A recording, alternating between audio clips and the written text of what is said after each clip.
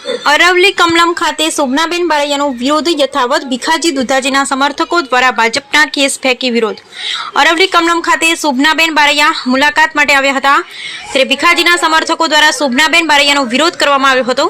ભીખાજી સિવાય કોઈ નહીં, ભીખાજી નહીં તો વોટ નહીં જેવા સૂત્રોચ્ચાર બોલાવી ભીખાજીને જ ફરી ટિકિટ આપવામાં આવે તેવી માંગ સાથે ભીખાજીના સમર્થકોએ પોતાના ગળામાં પહેરેલા ભાજપના ખેસ ફેંકી વિરોધ દર્શાવ્યો। શોભનાબેન જબરદસ્ત વિરોધ છતાં દેવરાજ ધામ સાકરિયા હનુમાનજી મંદિરે દર્શન કરી પ્રચારના શ્રી ગણેશ કર્યા। Bureau report Kadar ડમરી Modasa.